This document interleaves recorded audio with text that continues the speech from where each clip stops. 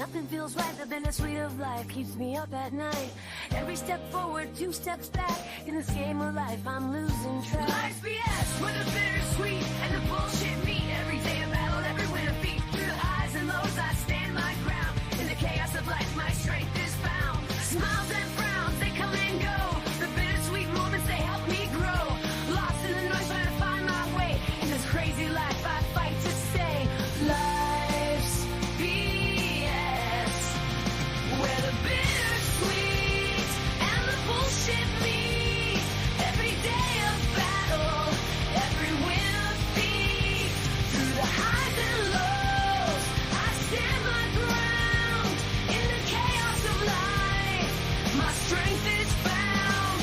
In the storm of confusion, I find my peace. In the bittersweet moments, my doubts release. Riding the wave of life's crazy ride, holding on tight with nothing to hide. Life's BS, where the tears and the sorrow meet. In this fragile world, we walk on weary feet. Through the pain and the heartbreak, we find our way.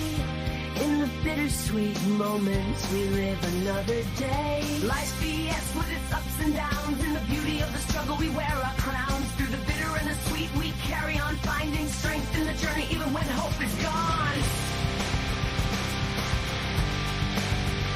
Life's BS. Life's BS. Life's BS.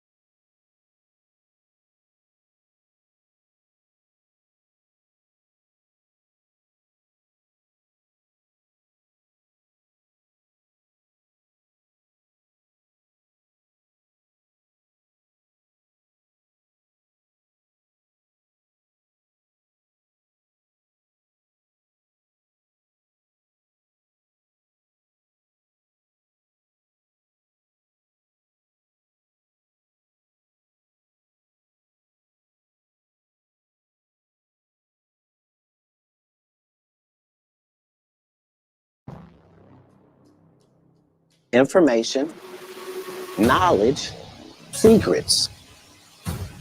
You can interrogate me with torture, nigga. I won't confess at all. So Katt Williams is probably one of my favorite comedians, probably ever of all time. And I actually made it a hobby of mine to go in and challenge myself with different really famous or celebrity figures that I really enjoy. I've challenged myself with just going in and digging on their lives or taking the things they say, fact checking them, or just looking a little deeper into everything about that person to make sure that my feelings about them line up with who they are as a person. It's really good to be skeptical of everybody that's in a prominent position, whether it's a celebrity or a government position, anywhere of power.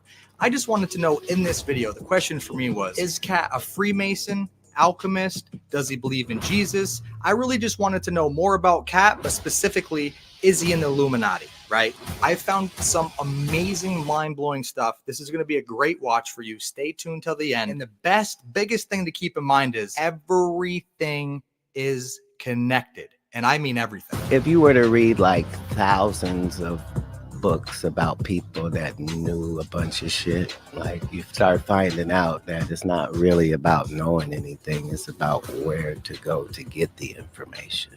You know what I mean? Yeah.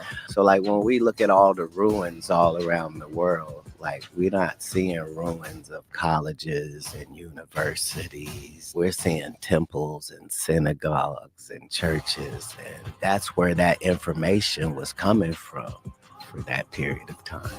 When we went to these temples, they weren't in there singing and reading from a book. They were in there being taught things that they were able to go put into practice. So based off what I've seen through my research, when Katt was really young, he read a lot of books because he was going through a really hard time. I don't know if it was with his dad, his mom, or his living situation, but he basically read books nonstop for probably 2 or 3 years. And during that time, he learned so much that he matured so fast that basically he came to the point all we would in our minds when we were older, but at a really young age, which created this insane thirst for knowledge that would later lead to the occult, which is just simply hidden. And in the middle of you doing it, you realize you only have a certain amount of time.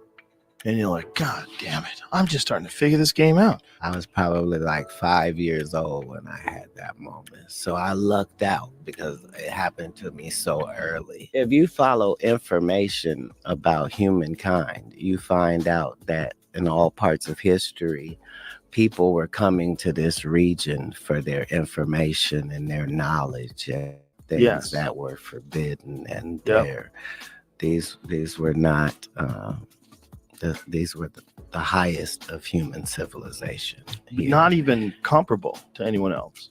No. Nor since. Nor since. Now or Nor since. Right. If you follow that information pathway, it leads you to this character called Thoth. And the emerald tablets, literally mind changing and mind blowing, because you understand when this was written, the terminology being used is far too accurate for now. Hidden knowledge, occult knowledge, hidden. And obviously these people who reach these points of information and knowledge in their lives are prime candidates to join the Illuminati, or more simply put, to become famous and be in the spotlight to give messages or to be figureheads of specific propaganda or other reasons that this industry would want you to be a part of it. Katt gets in and he explains that there are 2 different types of people. One person wants to help everybody, and he says they eventually get to the point where they're never satisfied because they can never help enough people. And he said there's another type of person that sees people as a commodity and makes money off those people. That's the difference between those of us that want to know the world's mysteries and conspiracy theorists. Like, there's nothing to a conspiracy theorist because you're not producing what you're using. But these world mysteries, like, that's harder to do. He never tells you where he's at, but I'm going to prove to you he's simply one of the people who wants to make money off people, and that's just because he wants to feel fulfilled. He's in it for himself, and that doesn't make him a terrible person. He's just not on our team, and he's not helping us. He's just out here getting paid to push an agenda to make the line in the sand thicker, so that way when the Civil War pops off, it's more people on each side, more people fighting, more chaos. You know what it is. Cass, Cat Williams, aka Money Mike, aka Pimpin', aka Dipset Bird Gang. Act like you heard about it, nigga. Oh, for real? For real? Yeah, believe that. No, really, nigga. No, really, nigga. No, really, on the come up. No, really, nigga. No, really, nigga. No, really, nigga. On the come up, nigga. Come up, nigga. Hey, that's funny, man. On the come up, all day. That's my answer to niggas. Nigga, what you doing? Nigga, I'm on the come up. What you doing tomorrow, nigga? On the come up. Yes, sir. Act like you heard about it. So on the surface, Katt obviously seems like a pretty chill celebrity. He doesn't have a lot of Illuminati stuff going on that you can see, but digging, I found a lot of symbology I'll get into. He really doesn't think it makes sense to help people, which I understand, but at the same time, in contrast, I'm the complete opposite. I believe in helping people no matter what until I die. And just to get in to prove to you this is where he's at, a couple things to keep in mind. When he went on Joe Rogan, he came out and said that he bought this new Rolls Royce. It's a Spectre. And it was $450,000 out of nowhere. He also bought this insane chain, bracelet, and ring. We'll get into the symbology there. But all of this money out of nowhere, and then he just comes out and starts speaking about this stuff on the podcast. To me, it just shouts that he got a payment to come out and speak publicly to try to stir stuff up. And why wouldn't he? He's just coming out here speaking about the truth, right? He's not lying to people. He's just kind of stirring the pot and getting people, hey, either wake up or don't. That's basically what he's doing. And that's because they're about to spark off a war between both sides. Now, he mentions things in the Joe Rogan podcast like saying the word goat is really Baphomet and that people are normalizing it. Somehow calling people the goat would be normalized in the ritual of Baphomet, the transgender, to show allegiance to him. But at the same time, he literally has a clothing brand that says goat. He's actually worn a hat that says goat, okay? So what he does is, and I'm going to get into this,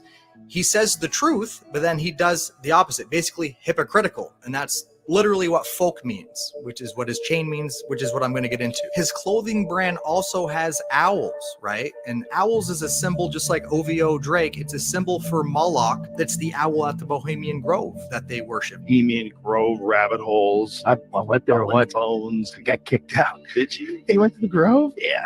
Oh shit! Why'd you get kicked out? Weird. Fucking weird. I punched a kid in the head. You punched a kid in the head? In Bohemian Grove? Yeah. It turns out this fucking kid was an infiltrator. So then after that, I was kind of this hero. Like a year or two later, he'd come back. I was like, I'm not coming to your little fucking weird party out in the fucking woods. I was like, I went once. It ain't that cool. We're sitting on this fire. You have these little, they're kind of like tree houses or campsites, but they're really nice. Everyone has a private chef. Got like, really? Yeah, you just share a room. Me and Jimmy John shared a room. That was fun. I was at the owl statue. This is fucking hilarious. So I'm there on day one, right? And we're drinking beers. Like, it's pretty laid back. There's some really cool talks. Remember this dude talking about shooting asteroids out that might hit the Earth in so many years, shit like that. I'm like, fuck, this is cool. But the first day, it was the first evening, and you gather around whatever, the owl by this lake, if I remember correctly, which could be a little hazy. It was a long time ago. And like, I've heard about this place. I'm like, this is some real secret ass shit, man. I can't believe I'm fucking here, right? And it's just a trove of celebrities fucking everywhere you turn. It's just fucking A. Obviously, it's deeper than that, but that's one example. Katt comes out, he speaks about the truth, and then he actually lives this life. And if you don't look into it, you're not going to understand that. Just because he's exposing it doesn't mean he's not a part of it. And that's okay. I still like his comedy, and we're going to get into more details right now. So when Katt and Joe get into the propaganda, Katt admits that he even knows how deep the rituals go, right? Things that make you think. There's so much information that people are just constantly consuming. This bullshit information like TikTok and nonsense that just passes you by, get your attention. Right. Yeah. Which is what all of this is about. Mm-hmm. From the Roman Colosseums Yep. to, it doesn't matter. Yeah. The Roman King Colosseums, Arthur's court time, like. That's the first viral videos, right? Like that's, right. All of these things are connected in these higher upper echelon conversations. I'm saying you see the same conversation with Tesla or Da Vinci, or information is what is limited. All right, so look, here's the deal. They have been desensitizing us since we were born. And I'll give you some examples. Let's start with the big one. Let's start with words we hear all the time and never even think about. Let's start with the word entertainment. To entertain. What does that mean? To bind or hold. To bind or hold what? An audience's attention. Okay, now let's take the word Hollywood. Where does that come from? Well, Hollywood comes from the holly tree. And the ancient druids, back in the day, used to take the holly tree, make wands to weave spells, cast spells, or channel spells. And when they needed help, they would consult the magi's or the mediums of the day to help channel their spells to the population. We'll cut to today. What do we have in our houses? We have these black boxes. What are they called? TVs. But if you stop and you say the word television, and when you turn on that television, what do you get? What's the first thing that pops up? A list of channels. And when you turn on those channels, what's on those channels? Programming. They are programming you. They've been programming your whole life. You don't even know it. They do it with your music. They do it with your TV. They do it with your movies. They do it with your games. They have been programming us and programming you since you were little, and you don't even know it because you don't even question it. Understand, this is not being consistently done. This is being done. Right. You know what I mean? And so there's no such thing as you getting too much of it. You're not getting enough to do anything except relax. Right. And relax is what you should be doing as we discuss what we're discussing. Yeah, it'll humble you a little, calm you down a little. It'll take the edge off. Yeah. Hollywood is not really there to entertain you. Like, that's great that happens. But propaganda is something that is important to all civilizations. Well, propaganda in Hollywood movies is built into the ingredients list. If you want to be able to make movies about certain subjects, you have to be willing to work with some people. And, it'd be nice if you made it so that this is what we're trying to accomplish. And this is showing the negative side of this other society. And this is this is our hero. Is our hero who's going to go do America's bidding and go over there and you become a bit of a propaganda arm for the government. And in turn, they don't fuck with you.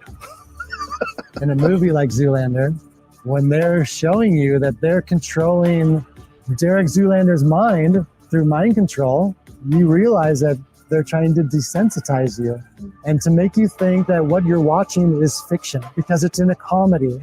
Their purpose is to capture the minds of the people and feed them false history. The CIA is funneling information into Hollywood. Hollywood is putting out in the movies, and the population believes. That's what makes information so powerful is, you don't care how people feel about the ritual. It's about does following the ritual work. Those movies are successful, and so they continue this relationship. So Katt is basically one of the best distractions out there. I actually love his distractions. They're hilarious. Now we're really going to get into the sauce that really proves that he's a Freemason, an alchemist, a philosopher. He's a really smart dude, believe it or not. And he's so smart, he can actually run circles around the viewers and the interviewer in any interview. And you would have no idea. If you watch the interview between him and Joe Rogan, you'll see him pause a lot and only give about 10% of truths. And in this video, I take those clips and I give you 100% the truth, which gives you 100% the image of who he is and what he believes. Shoes and bones in this cave. This is Melhauer Cave, and it is the creepiest cave I've ever seen. It was owned by the Freemasons. As you can see their logo on top of the cave, it was supposedly used for annual meetings and get-togethers for members from all around the world. It was being used since 1938. Before the Freemasons took control of the cave, the local Native Americans would say that specific cave was a passageway to the underworld. Coincidence? I think not. And supposedly is where they held demonic rituals. Knowledge of the cave started spreading in 2019. That's when they decided to put the gate up, saying that they were afraid for people's safety because they did have an underwater canal under the cave and didn't want anybody to get hurt. In the cave, found a pile of bones and children's shoes. Pair one. I think it's an old shoe. Not gonna touch it. Very cool. See the bones. Now, an excuse from one of the members that was given was, it was most likely either animals that brought the shoes and bones in, like small critters, or the underground canal flooded and brought them in. They also blamed the vandals who would break into the cave for the shoes and bones being there. But people believe something more sinister is going on. I mean, why wouldn't they? Over 500,000 kids go missing every year in the United States. Suspects in California are accused of running a fake police department and put under arrest. One of the suspects even works for California Attorney General Kamala Harris. I'm 48 Hours Crime Siders, Michelle Sagona. The ruse began in January when the San Diego Sheriff's Office says various police chiefs in Southern California began to receive letters from the Masonic Fraternal Police Department. The letter said specifically that David Henry was now the chief and he was requesting a meeting with each agency. According to a press release, Captain Roosevelt Johnson of the Santa Clarita Valley Sheriff's Office actually accepted a meeting with Henry, Tonette Hayes, and Brandon Keel. They showed up dressed in uniforms and said they were setting up shop in the area.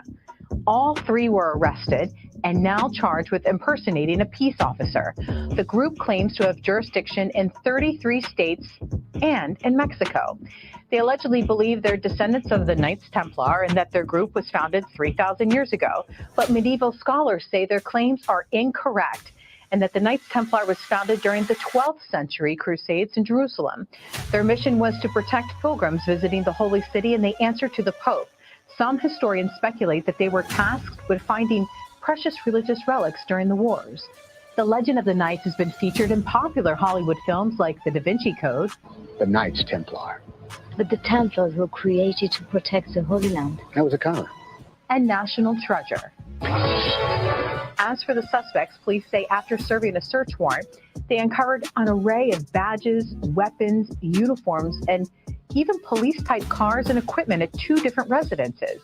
A next-door neighbor who referred to David Henry and Tonette Hayes as a couple spoke out to KCBS. I always see them with their uniform, so I thought they were part of any chief department. I didn't know it was something fake.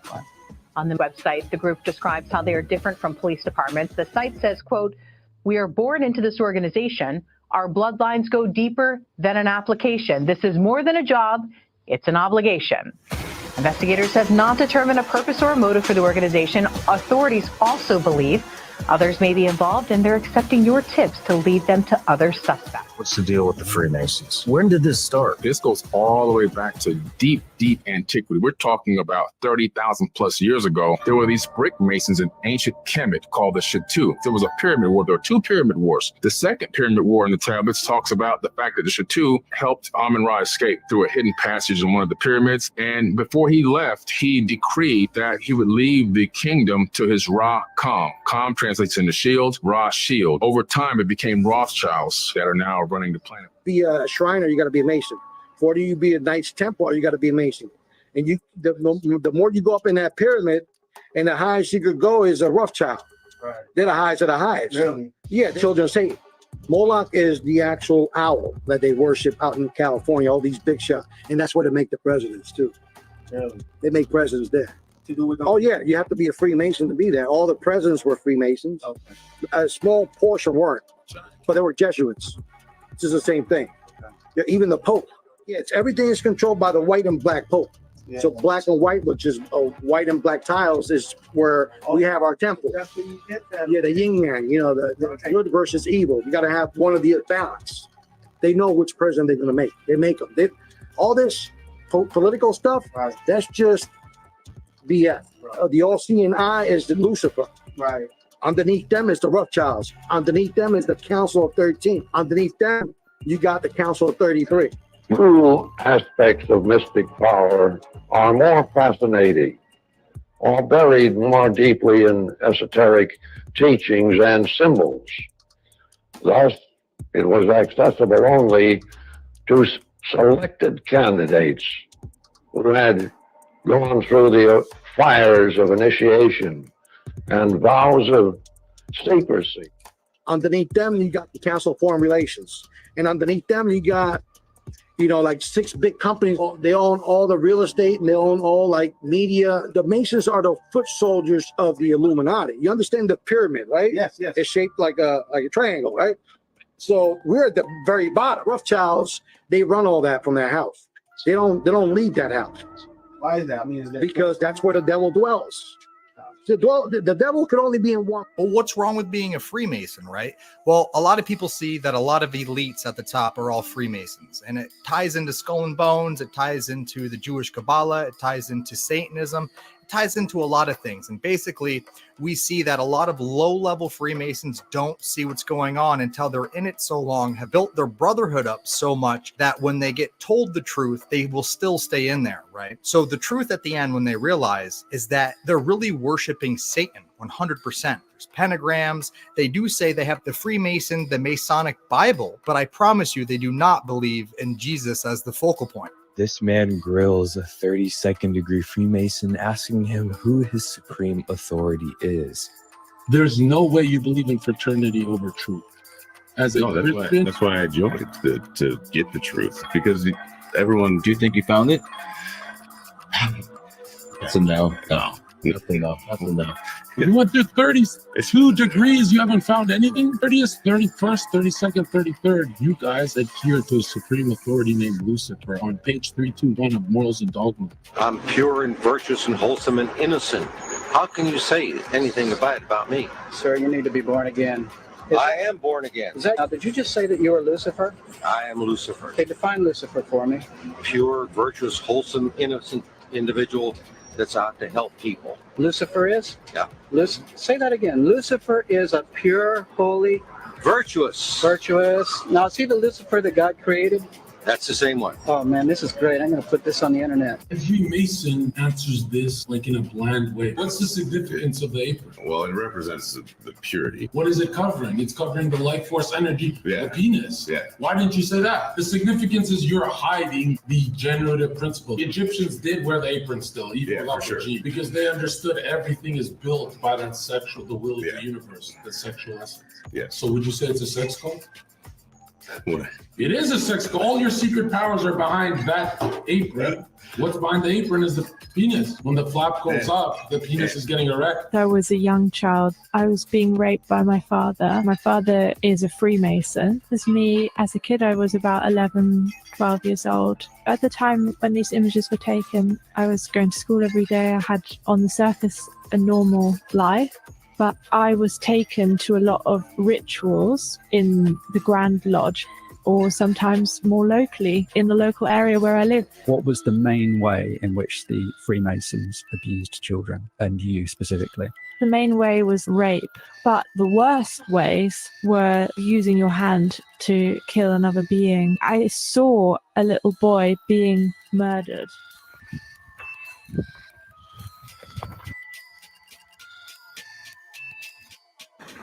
Yeah, Dad. Check it out. So this is not really disconcerting. It's just a pile of shoes with some bones in there. There's like bones. There's bones. A pile of shoes and bones. There's like ribs and stuff. That's a bone right there. Actually, there's quite a few bones.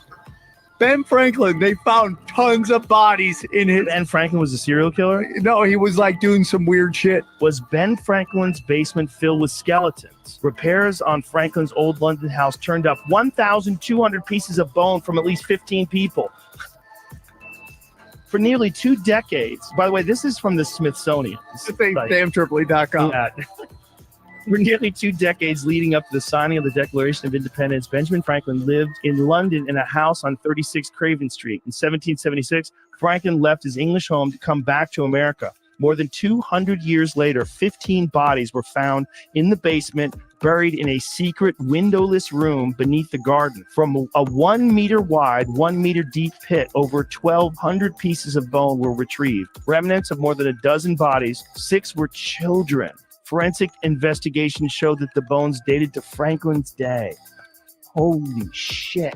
And this evening, getting under the skin of the Ivy League, those 8 old, definitely distinguished colleges that are known for their ivy-covered buildings and their sometimes superior attitudes to other colleges and universities, which often gets under the skin of people who went elsewhere.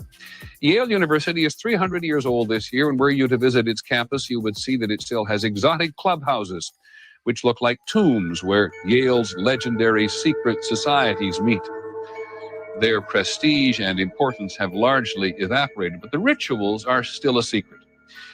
And so when we heard that some enterprising characters had managed to spy on the famous Skull and Bones Society, we couldn't resist.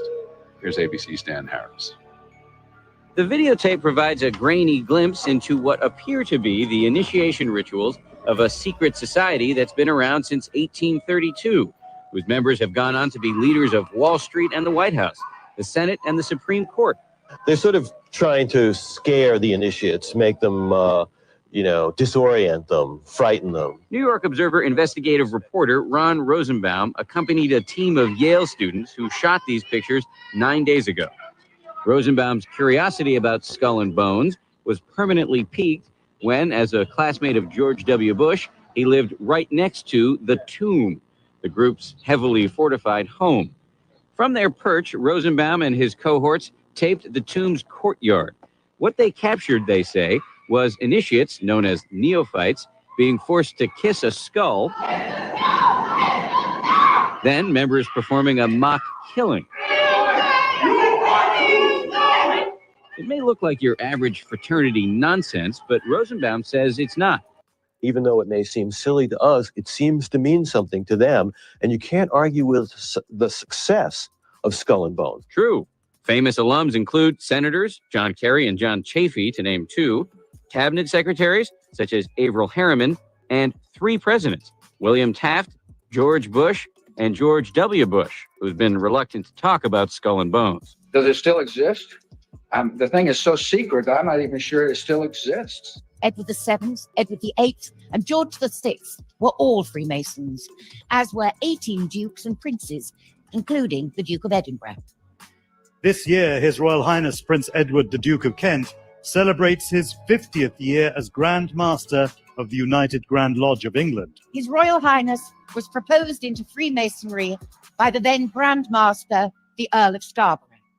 He was initiated into Royal Alpha Lodge number 16, an advocate for the craft all over the world, continuing 3 centuries of distinguished royal tradition at the very heart of English Freemasonry. Order, brethren, to receive the most worshipful but Grand Master.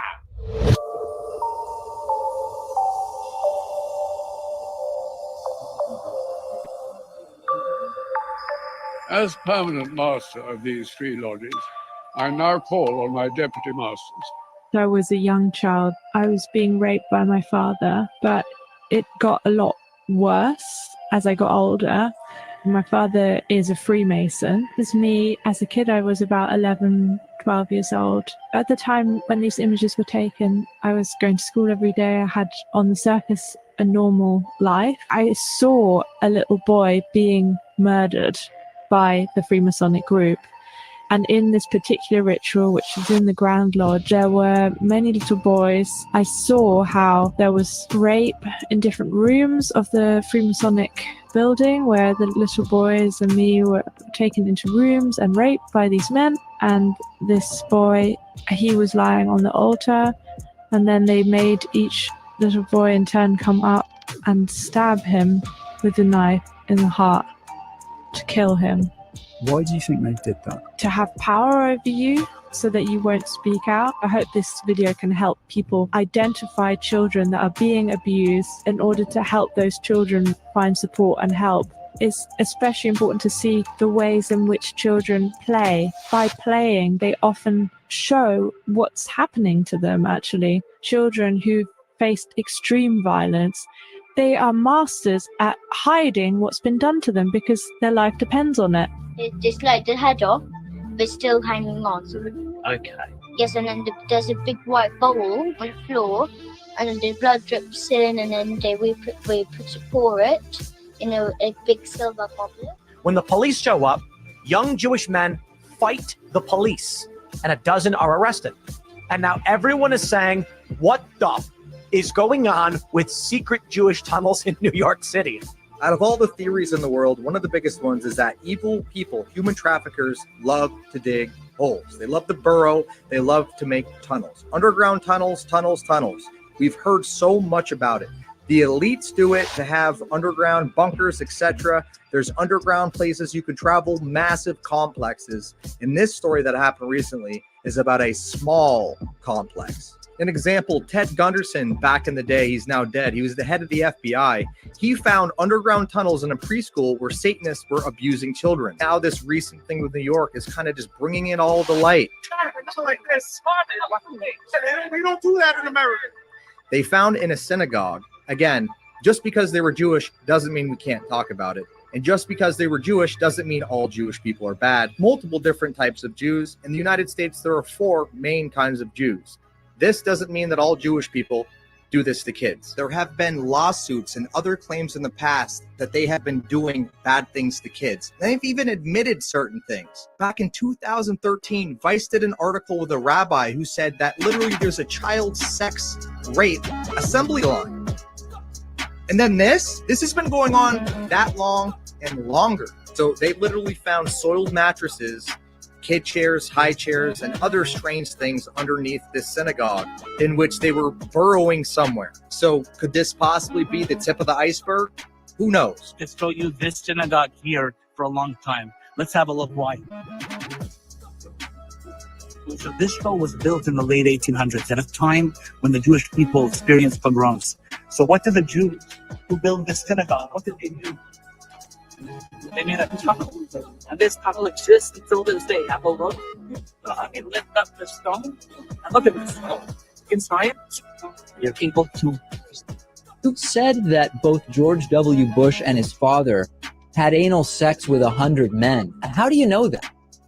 Because they are part of the well-known fraternal group out of Yale University known as Skull and Bones. And it's public knowledge that the Skull and Bones organization, in order to be initiated, first of all, you had to lie in a casket and let men urinate on you. And then a part of the process, you had to stand in a circular, if you will, masturbation squad to be a part of Skull and Bones. And then you also had to be penetrated by the elder persons in Skull and Bones. Everybody knows this as public knowledge. And George Bush Sr. and George Bush Jr. are bona fide members of Skull and Bones. That means they have been penetrated by at least 100 men in their anus area. They're also called pedophiles because a lot of Freemasons have been caught in acts of pedophilia. And you see different videos of them with children with veils on their head. Now, they claim that these veils are to signify a level of initiate because they have a veil over their head and they're blind to information. But I feel like it's more of a signification of marriage based on how they treat these children. And if it is a veil, it's more of a symbol that they're literally putting a veil over their head, closing their eyes to the truth. And if you need more, they even make the children initiates eat fruit, just like Adam ate the fruit, to symbolize them rebelling against God. And again, no one thinks about this aspect until it's too late.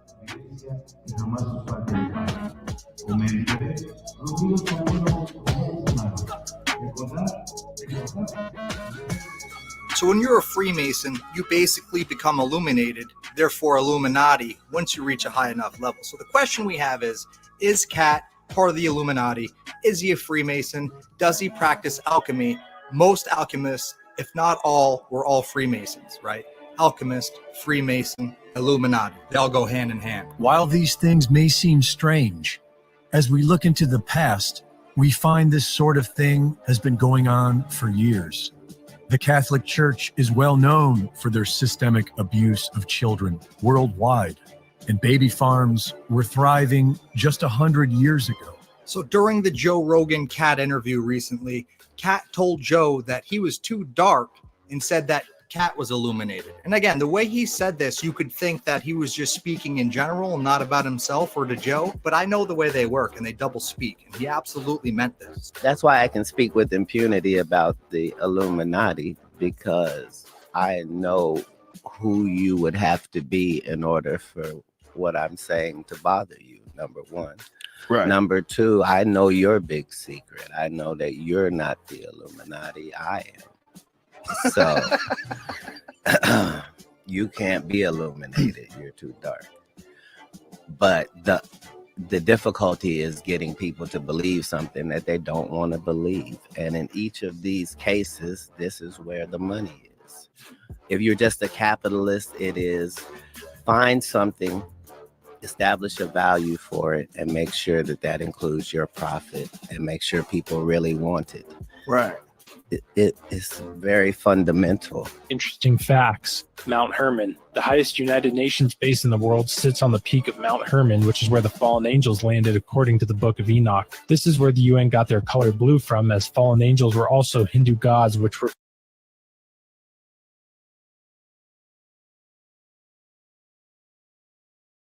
blue. In year 1666 of all years,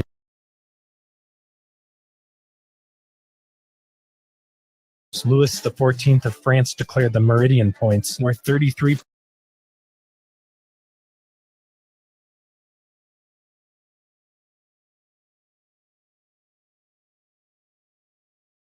.33 degrees east by 33.33 degrees north of the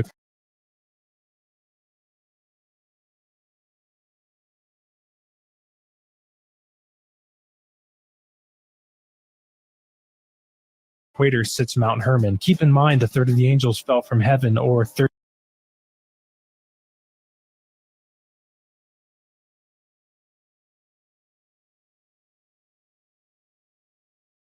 33.33. Also, 33 is an important number in Freemasonry.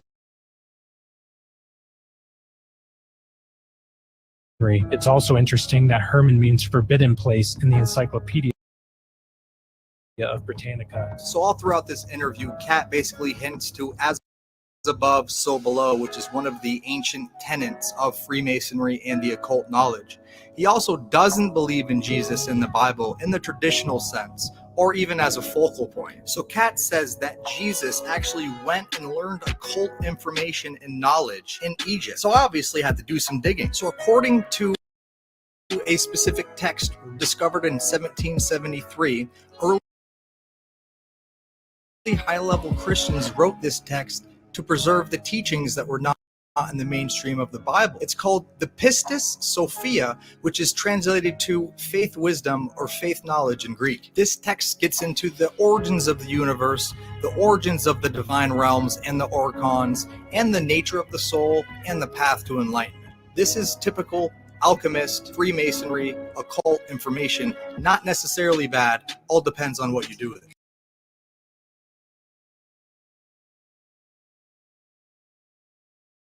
Even if you're just following Jesus. Okay, so you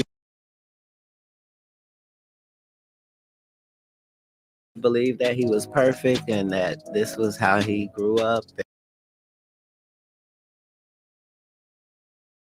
and got it. When it comes to him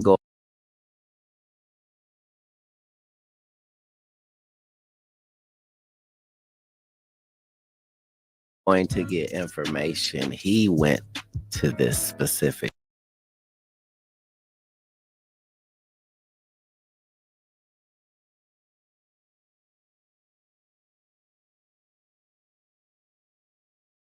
place that we're talking about to get information and to get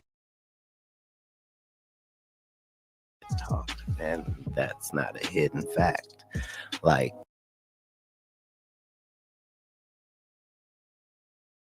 it's been that way. When Jesus disappeared,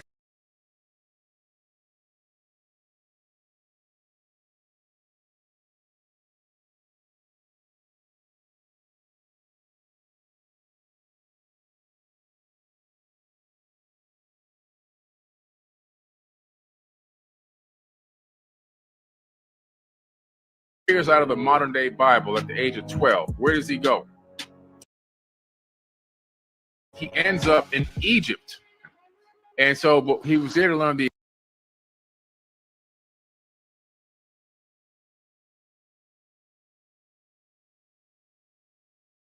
the Atlantean. Then from there, he left and went to Tibet to learn Qigong and Reiki. And that was confirmed by the Dalai Lama. And then also he left from there and he went to India to learn the mystic arts, teaching reincarnation all the way back. God in the Bible says, I called my son out of Egypt, and then he appears riding in on the back of a donkey as a grown man. This is literally mimicking what he learned from Thoth the Atlantean's teachings. Thoth, Thoth, and he's known as a wisdom keeper. The long beak nose. That's him.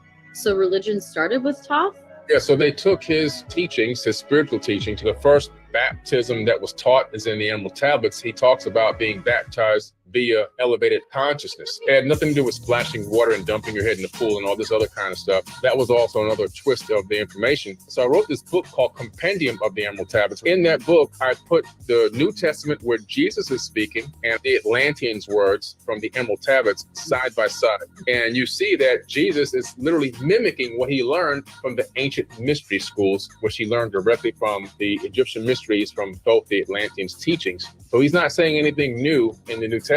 All those words that were spoken by him were information that he was taught. The one they called Jesus was a Mason. An issue people are having with that secret is that they don't see in the Bible that it explicitly states that Jesus was a Mason. That's because that order wasn't referred to as Masonry in that book at that time. The Masons are referred to as the Essenes, who were led by a being called the teacher or the messenger of righteousness. And that translates from Hebrew as Malaika Sadiq, which becomes Melchizedek. In the biblical scriptures, you will find that Jesus was raised up in that same order. That's Hebrews 7:17. For he testifieth, thou art a priest forever after the order of Melchizedek. And this being who is called Jesus also took an oath to be a part of that order. Hebrews 7:20. And insomuch as not without an oath, he was made priest. There were sacred brotherhoods active in that time, both BC and AD. And stories like the story of Lazarus were alluding to those brotherhoods. Jesus initiated Lazarus into the order. In other words, Lazarus was pulled out of death by Jesus. This was a Masonic ritual. This was not a literal story. People are constantly being raised from the dead and initiated into the order of the truth, the life and the way, the head, the heart and the hara, the faith, the hope and the charity. 1, 2, 3. As in the 3 levels from the lower room to the upper room. Tear down my body and in 3 days I will rise it again. This is referring to the 3 degrees of Masonry. John 3:3. You must be born again. Why do you think it was placed in John 3:3? Jesus was of the mystic orders and the mystery schools and was raised from the dead. You can't be reading all of these stories and not see how everything lines up.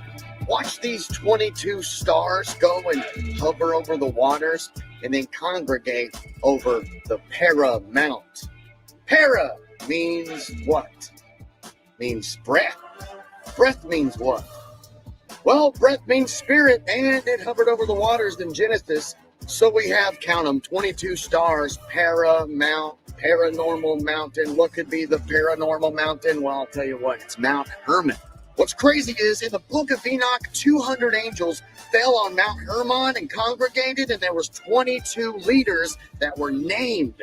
Enoch chapter 6, and you can pause and read, but 200 angels, 22 of those were named, and these are all the angels that fell down and congregated at Mount Hermon to talk about how they were going to basically take over the world with unrighteousness. I'm not going to leave you guys hanging. I'll give you the opportunity to pause and read all of this, because in Enoch chapter 6 through 10, there's some interesting things that I personally feel like speak to what's going on right now.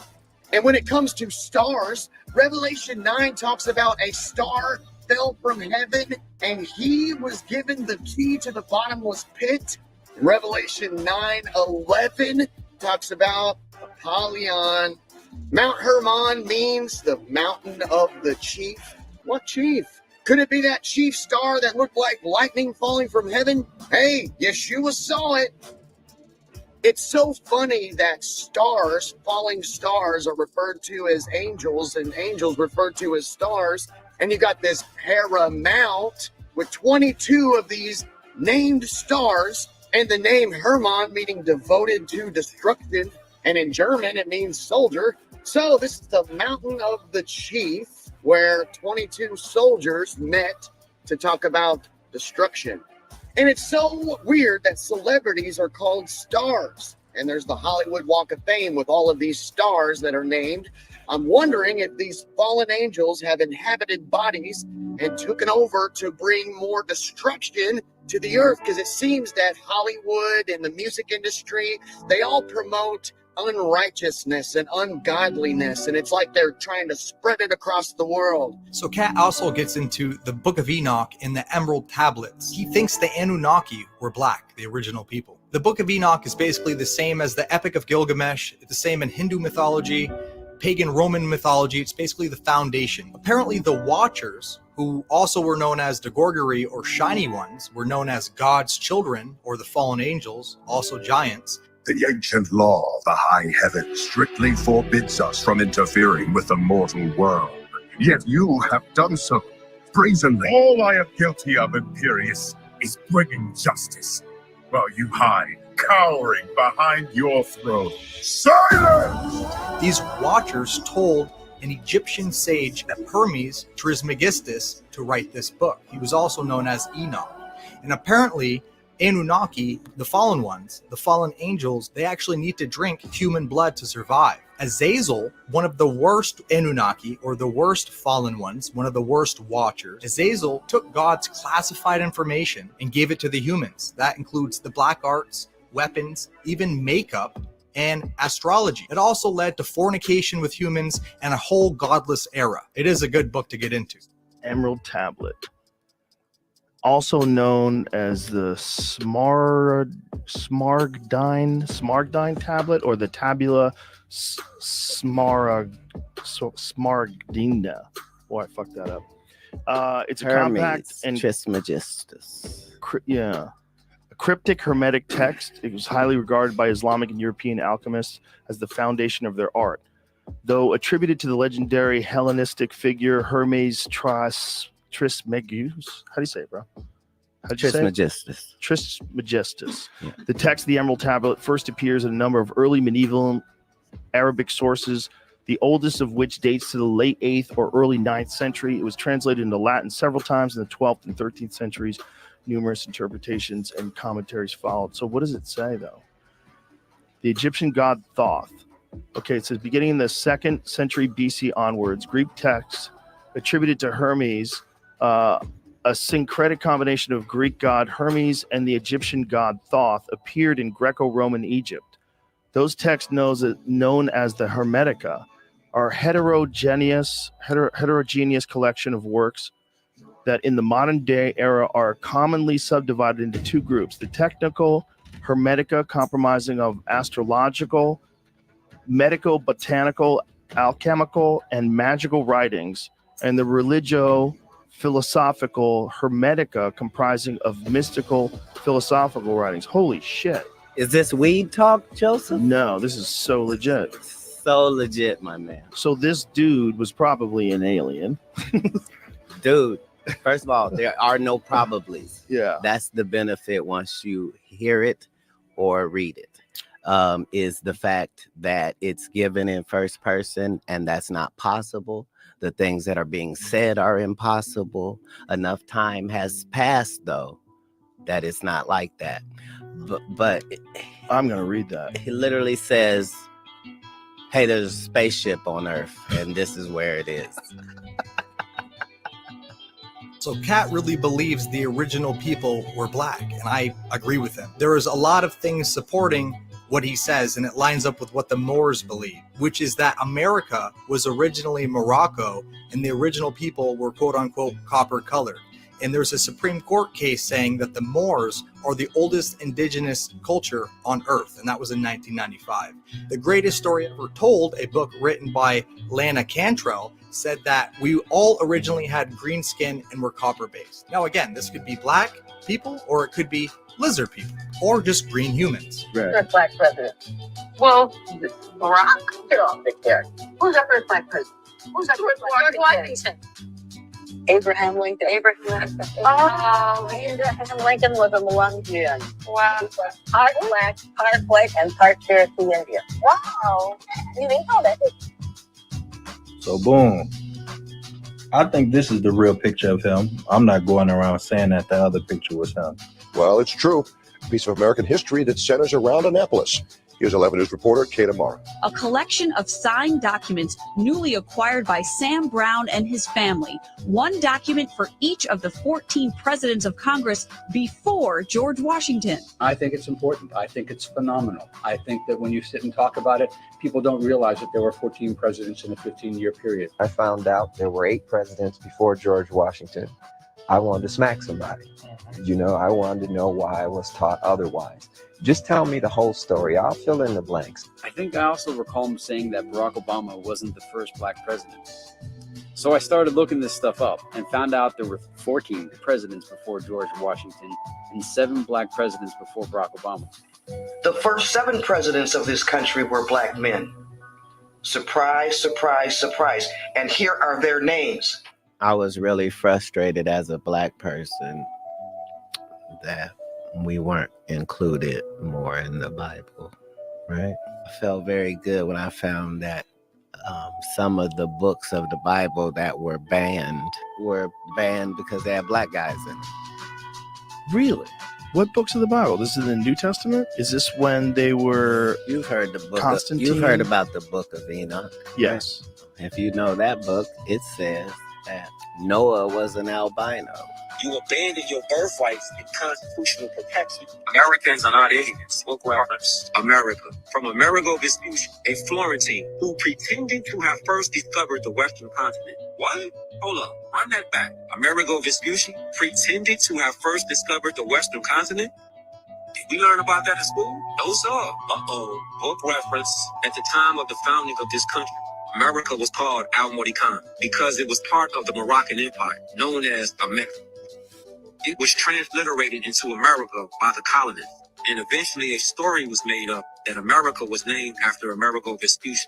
Wow, this is getting good. We now realize that there was a significant motive to hide the history of what had transpired. Now watch this, book reference. American, a native of America, originally applied to the Aboriginals, or copper-colored races, found here by the Europeans. Pause. So the 1828 definition of an American originally applies to the Aboriginals, or various copper-complexioned peoples, found here by the Europeans, which means it was already there. Now hold that thought. Book reference. It is also important to note that the words Muslim, Saracen, Turk, Moor, Muslim, Phoenician, Olmec, Indian, Black, Ottoman, Arab, and others were used to identify Moors. Although words such as Indian and Black are derogatory. Somebody might say, I'm an American Indian, or I'm a Native American. So how is that derogatory?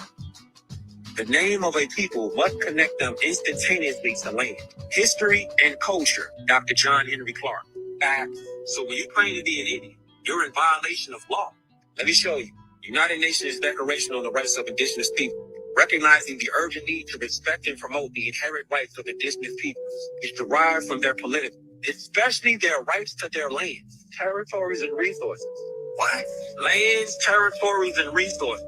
So when you say Indian, Black, African American, or a person of color, you abandon your birthrights and constitutional protection. What does abandon mean in law? Book reference. Abandon. To desert, surrender, forsake. To relinquish. Never again resuming one's right or interest. People have been tricked to claim dishonorable terms as if they were honorable. Book reference. What does the tribe mean? A group of person, family, or clan believed to be descended from a common ancestor. Did you hear that? A common ancestor.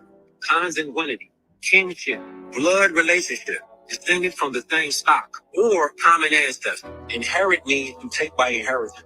Nationality corrects your political status, and your nationality is inherited to you by descendants, by bloodline, given to you by your mother. Above electricity and magnetism is what is called orgone energy.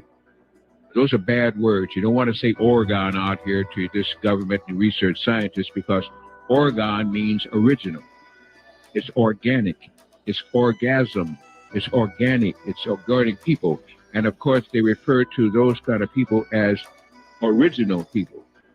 And what the last thing they want you to understand is who the original people are, and why the original people are, and where the original people are, and when the original people came.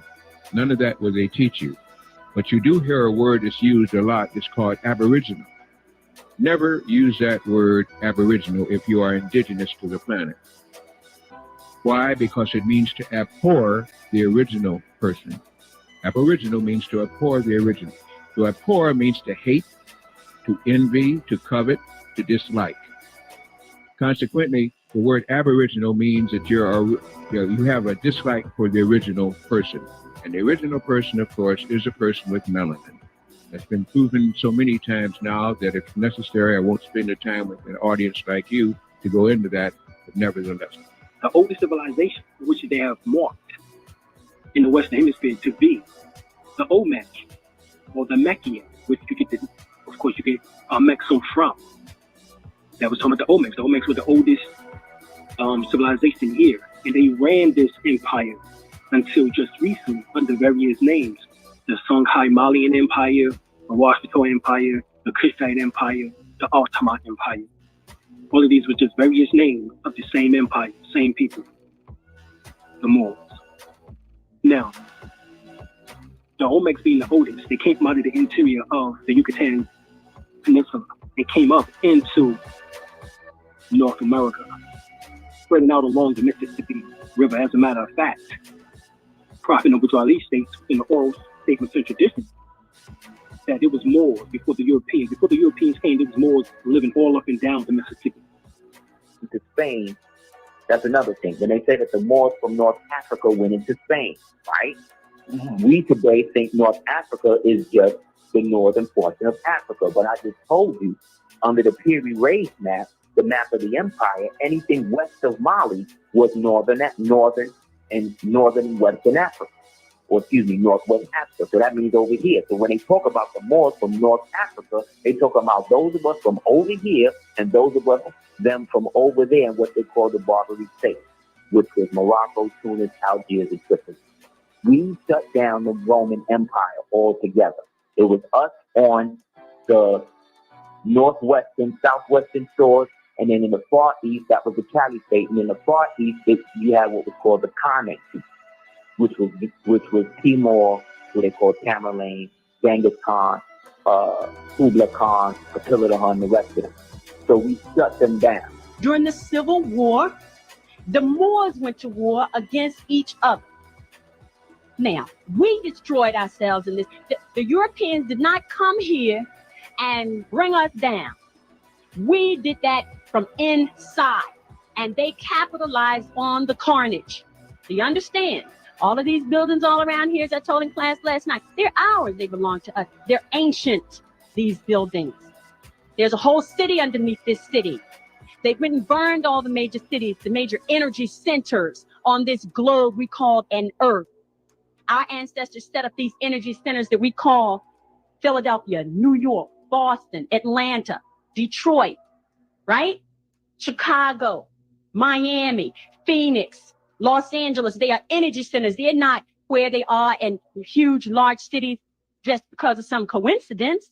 There's energy and power in these places. The receipt. The originals of the earth. The United Nations recognizes Native Moors as being the oldest indigenous civilization on earth. 1995. The Empire Wichita Dug Damunya. So this is us. Debate over with. You need some more? No problemo. You see her right there. The late Dr. Empress Vertice Tiara Wichita Turner Golston L. Bay is the great-great-granddaughter of Marie Antoinette, 6 times removed, and the rightful heir to the throne of France, Spain, and England by the royal bloodline. Puckachek, she laid claim to the following land: the Bourbon Estate, also known as the Imperial International Estate of the Bourbon-Habsburg Empire, which includes Western Europe, the Imperial International Estate of the Bourbon-Habsburg Empire, the Netherlands, Belgium, Luxembourg, Switzerland, Germany, Italy, Sicily, Naples, Sardinia, Spain, Portugal, as well as most of North America and the Caribbean, in addition to Central and South America, and all North America west of the Imperial Demarcation Line, 1713, or British Royal Proclamation Line, 1763. What are you talking about? You ain't Moors. Gotcha. Don't forget. Right. But that's what makes information so powerful is, you don't care how people feel about the ritual. It's about just following the ritual work. You can fool yourself into thinking there isn't one, but the evidence will be clear. So like when I be like, oh, these guys are wearing dresses Everybody's like, oh, he keeps talking about people wearing dresses. No, it's not. That is a weird thing. It's not like that. Look at it from a different way. Look at it. Show me one person that ever wore a dress in Hollywood unsuccessfully. That's how you understand what a ritual is. The experience that you were getting from church was the fact that it was being read to you. Right. You see what I'm saying? It not what we have currently, where you have the book and they have the book, but this person is literally reciting the word of God to you. Yeah. Yeah. And he becomes the holder of all that information and the only one. All holders of all information Yeah. are that. Yep. It's like a human pattern Mm-hmm. that people follow, even if they just run an internet company, even if they run a social media company, they follow that same pattern. He knows the history. He knows that churches used to be the only place where they kept and taught information. There wasn't schools, there wasn't libraries. It was the archive, it was the school, it was the library. That's what churches were. Temples, that's what they were. People would rely on the preachers or the holy ones to give them all information, including agriculture. And it's mind-blowing that my interview with someone named Anna Von Reitz, she taught me that the Vatican is actually in charge of the air jurisdiction, land, air, and water. There's 3 jurisdictions, and the Vatican's in charge of one of the most important ones. And they're actually in charge of everything that's in the air, which includes ideas, which are actually patents. The Vatican, one of the oldest library temple churches, actually owns most of the patents to all the free energy. It goes deep. People somehow get the idea that I was working for the Vatican, which is an entirely different organization. Has nothing to do with the office of the Pope per se. People are ignorant about the church. They don't realize that there's a sacred side and a secular side. They don't realize that the secular side of the church controls the jurisdiction of the air.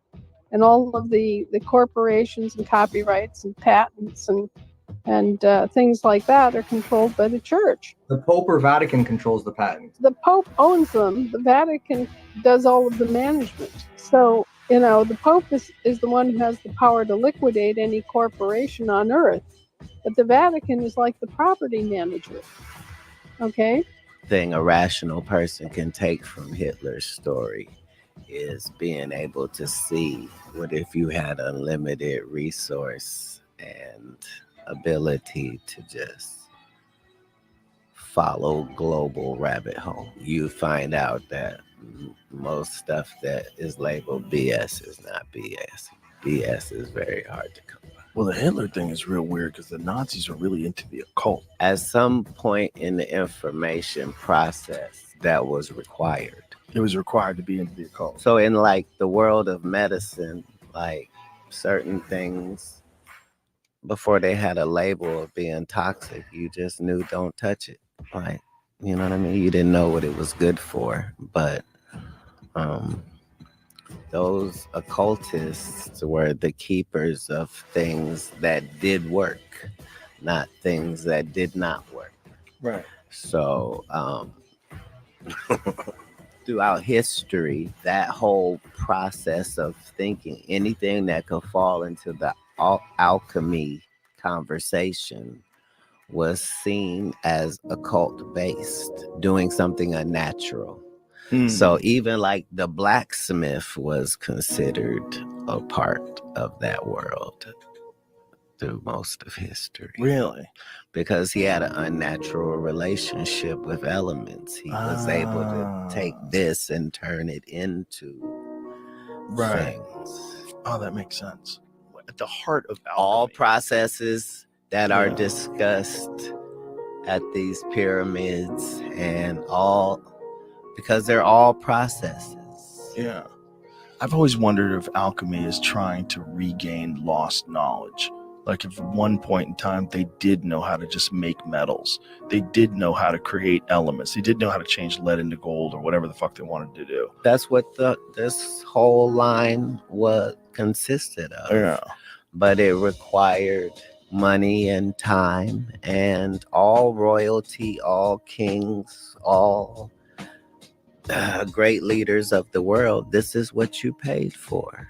was people that could make things happen. He even believes that not thinking about your birthday or your age will make you live longer, and he fantasizes about being rich and exploring the world, similar to Hitler, but at the same time, he sees a lot of truth in the Jewish culture, in their rituals, in their practices. He says when you look at the facts and not the actual religious stigma surrounding. So Katt obviously is very self-serving, very intelligent. He's chosen the path of Satan, basically, and that is of materialistic items, self-worth, happiness in this life. The most important information in this battle, the difference between Satan and Lucifer, according to the occult beliefs or the beliefs of all the Freemasons and all of the elites, basically everyone in power. They believe one side is Satan, the other side is Lucifer. One side is Satan, and that is the devil that you can worship and that you can sacrifice to and get material items. That term Set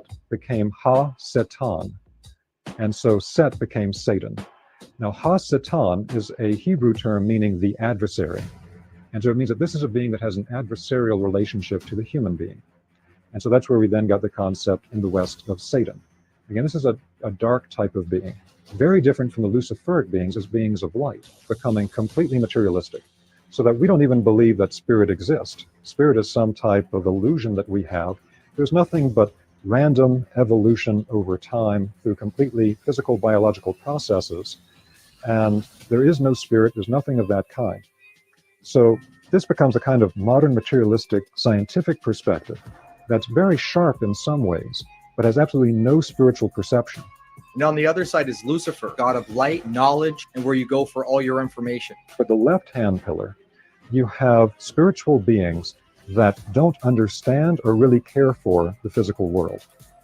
They're not into that. The physical world is something that seems like a place of suffering. And many of the ancient traditions of the world were heavily influenced by these beings, with teachings of the physical world being an illusion, of the physical world being a place of suffering, get off the cycle of karma and reincarnation, etc. In the Western world, it was understood that these spiritual beings are advanced spiritual beings, more advanced than human beings. And they also have tremendous spiritual light. When one encounters them, one does not encounter a being of darkness. One encounters a being of tremendous light. And so the name given to the leader of this particular spiritual group was Lucifer, and these are Luciferic beings. The basic idea here is that to one side, you can go, even with any human being, toward a type of spiritual development where you really focus on spirit, but your physical life goes straight to hell. You know, you're not able to pay the bills, and your relationships with people suffer, and you're not taking care of business, and your life's not going that well, but you're really focused on spirit all the time, but not grounded. Now that can also lead, unfortunately, to forms of spirituality that are illusory or hallucinogenic, so that the things that are being perceived and worked with are not really real, or they're distorted through our lens in a particular way that's really not helpful. And so this is connected to what classically is referred to as the Luciferic extreme. They believe that in the middle is technically where the good people go, the people that are trying to make a difference in the world. The people who are chaos, in which most of them embrace, and the Freemasonry probably promotes. When you choose the left, the Luciferic extreme, when you choose that, that's when you choose to do all of the bad things, okay? Everybody that is trying to be a good person, you're trying to maintain balance. They believe that based on where you resonate, on the left or on the right, with Lucifer or Satan, you're influenced by different types of beings. If we were to strip away the veil, we would see that these invisible Luciferic and Ahrimanic beings are influencing our consciousness at all times to go to one direction or the other, just as the beneficial beings are also connecting with us. And in the ancient temple science, it was understood that our connection to these beings was purely through resonance. When we think in a particular manner, when we feel in a particular manner, all of our thoughts, all of our feelings, all of our internal states have an energetic quality to them, and they will resonate like an antenna with qualities of the exact same type. According to the Rosicrucians, who believe staying in middle and maintaining the balance and not going to the Luciferic extreme, according to them, there are entities in the middle that will help you like angels, and entities like demons on the left or the right, where the extremes are. And the extremes are always pulling at you. So this phenomenon and what they believe, they all believe, and may explain to you why there's always two extremes in everything and why the truth lays in the middle. Why there's a Donald Trump versus a Biden. Okay, hopefully that explains all this to you. This is what they believe. They believe one side is female, one side is male. They believe one side is of the moon, one side is the sun. It all correlates together, and the middle makes the Trinity. If you enjoy this topic, I have 11 years of this material that was given to me by a member that you can read and see what they truly believe for yourself. Go to this Telegram channel below. And on the contrast, I choose the path of being in service to everybody. I know I can't save the world, but that's what I'm going to try to do until I die. And I know it's never going to be able to be accomplished, but in order to accomplish it for me, all I need done is to do my best. And that's okay. And clearly, he's infiltrated by the demons, the archons, and he doesn't even know it. Another major pattern that human beings fall into time and time again. Well, you know, the Jewish people are powerful people on this planet, and a lot of that has to do with the process that they have in instilling in their young people a certain amount of information and wherewithal and conversation that does not happen with other cultures. It exists only in a few places around the world. They're always important, especially if you look at things from a non-religious point of view. Again, it goes back to information. At all points. Yeah. So I don't know how long I'm gonna live because I'm kind of conflicted about how long people live. 100's a good number, but there's been people that 600 seems. I don't know. Like, seems like this, but I'm just gonna space it out 7 years at a time. So every 7 years, that's gonna be a life, so I don't waste anything. So I couldn't wait till I got 7 because that was gonna be the start of my first life. Why'd you break it into 7s? Just randomly? I don't know what randomly means. You had a company called Lucifer Publishing to write out the philosophical underpinnings of the United Nations. She turned it into something called Lucis Trust, which still to this day exists at the United Nations as a meditation room with a big black cube in the middle and 1,000 points of light coming through the roof. And she wrote the 10 rules for the one world government, which still exists at the United Nations today. And they are, okay, take God and prayer out of education. Number 2, reduce parental authority over children. Number 3, destroy the traditional Christian family structure. Number 4, if sex is free, make abortion easy and legal. 5, make divorce easy and legal, free people of the concept of traditional marriage. 6, make homosexuality the alternative lifestyle. 7, debase art, make it run mad. 8, use media to promote and change mindset. 9, create an interfaith movement without God. And 10, get governments to make all these laws and get the churches to endorse them. Obama repealed the 1948 Smith-Mundt Act, which then permitted propaganda to be in broadcasting. It no longer said that it had to be credible. Let's just say the one thing not welcome at the United Nations is God. And we don't know if we're going to make it through the circumstances we're being faced with, but if it doesn't fit, it ain't shit. And things in this world are starting to not fit. Right now, we have a perfectly suitable clown running the free world. We got a guy whose advice included things that no decent crackhead would tell you to do with a gunshot wound. The man said if you have bleach, rub it on yourself. Sprinkle something in your eye. If you see any UV lighting, walk in front of it. But these are serious times. The president's a clown. Who gonna say something that makes sense? As for me and my household, I will. If you need me to say something dumb real slow so you can get it, I'll do that. Watch how it goes. Gravity is real. Huh, wasn't that simple? You notice how people didn't start hollering? Let's stick on facts. Black Lives Matter, period. You can say it, you at home, say it. Wherever you are, no matter who's around, just say it.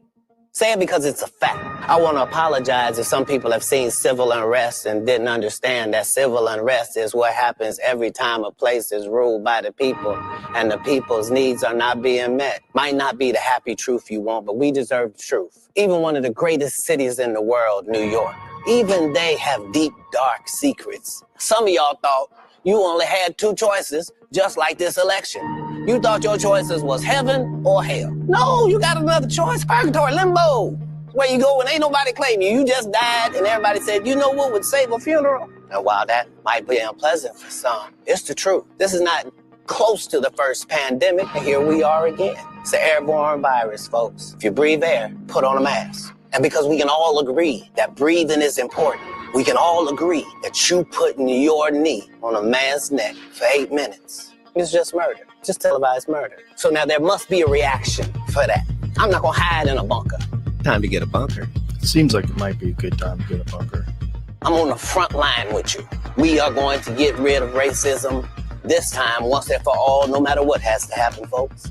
It only must be identified and then worked on. It's time to make changes, folks. You can make them there at your own home. Thank you all.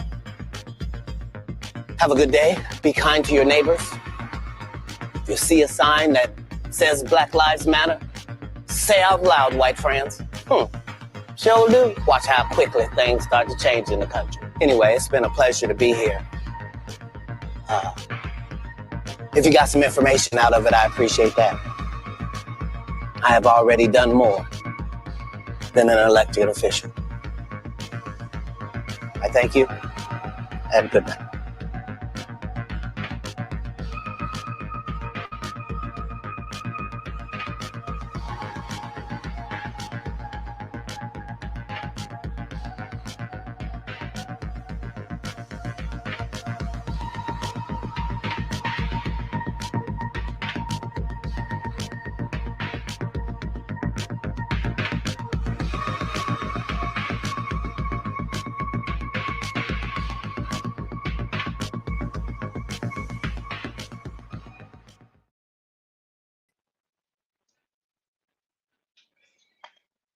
Okie dokie. So, yeah, that's what I mean when I say I don't personally agree with everything that is said in this. However, for the bulk of it, it's a very good breakdown and worthwhile sharing and worthwhile for those who are just starting to question, those who you talk to who say, this is really weird, make it make sense, which is what I'm trying to do. In the chat has been really good, and hopefully for those who will watch a replay of this, please read the chat, show the replay and read it as you go along, because there's a lot of correlation amongst it. We have a lot of people who contribute to this channel who can see and are very, very much in the rabbit hole in different tunnels to myself. Just as a quick follow-up, good sister, bad sister, you made the comment, there appears to be so much that we can't see and we aren't privy to. That was in amongst a discussion of the religious aspect and the state-controlled aspect. For me personally, and full disclaimer, this is my own personal opinion. Everything has been manipulated for so long. It's bred our self-reliance. It's bred our base nature out of us. So why would you do anything when somebody else is going to give it to you if you sacrifice, if you slave for them? Still reading the chat. When I say step out of their matrix as much as you can, it's impossible to do that completely. You know, I say it a lot and I understand how extremely difficult it is and the sacrifice that involves. When I say it in conversation or in passing or in a chat, the concept is step out as much as you can, because at the end of the day, when enough people look back at them and say, no, I'm not playing your game, what happens? Government does not exist in a vacuum. It requires compliance, and they're moving towards forced compliance versus voluntary compliance. Sorry, I'm thinking as I speak here.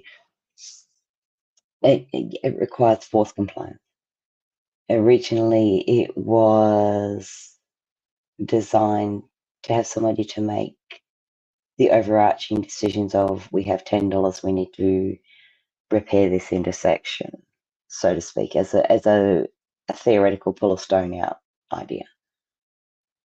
It's evolved into an industry that very few people, themselves included, can actually explain what they do and how they do it.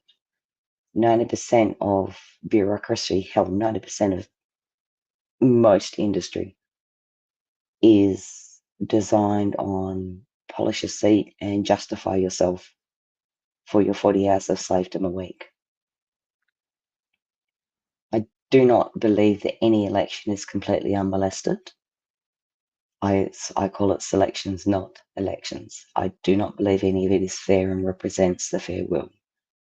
That said, there are a frightening amount of people in this world who have zero idea, which is why channels like this, as small as this is, but why people like me battle to get this sort of stuff out there, to just try and help one person. If you can only help one person, plant that seed. Think, please think. Then you've had a win. That's all any of us can do.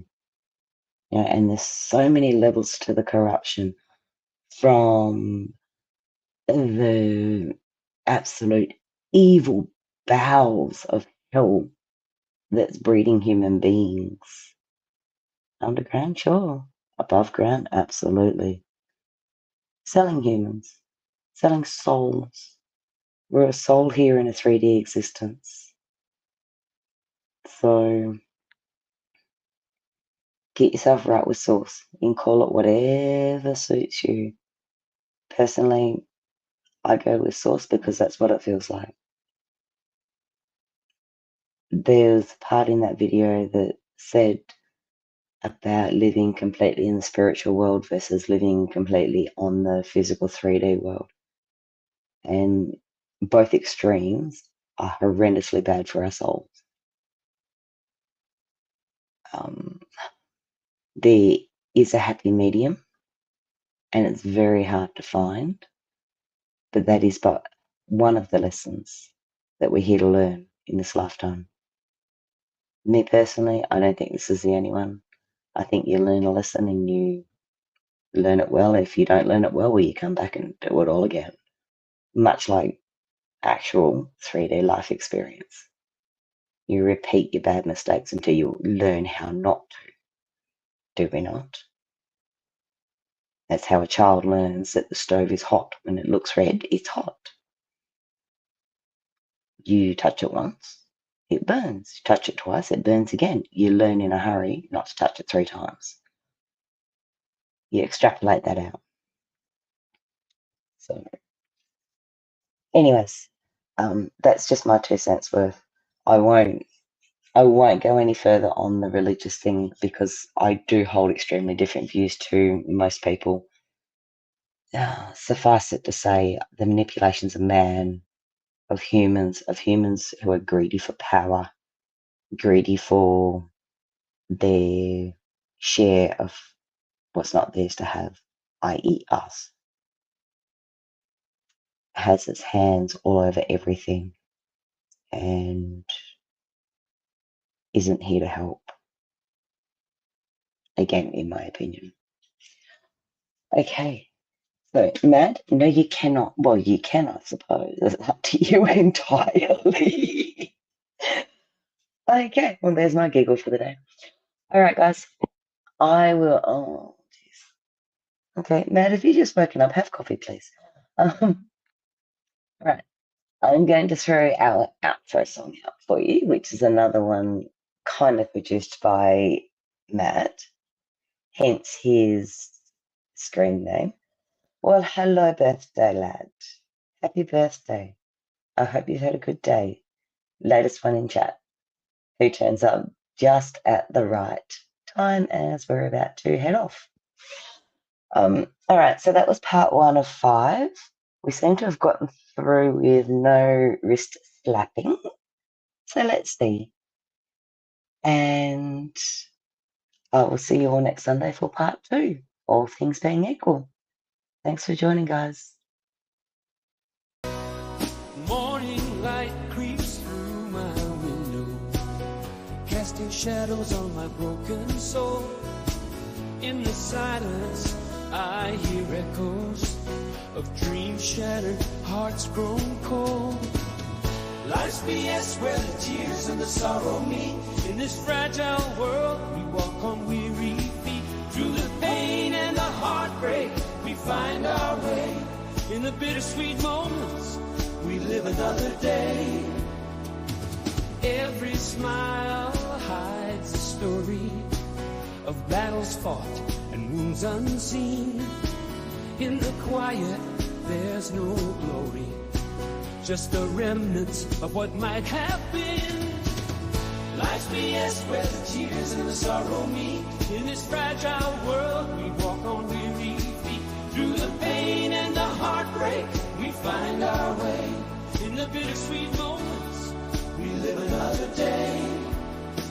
In the midst of the chaos, I find a spark, a glimmer of hope in the deepest dark. Through the trials and the heartache, I hold on tight, searching for meaning in the endless night. Life's BS where the tears and the sorrow meet. In this fragile world, we walk on weary feet. Through the pain and the heartbreak, we find our way. In the bittersweet moments, we live another day. Life's BS with its ups and downs. In the beauty of the struggle, we wear our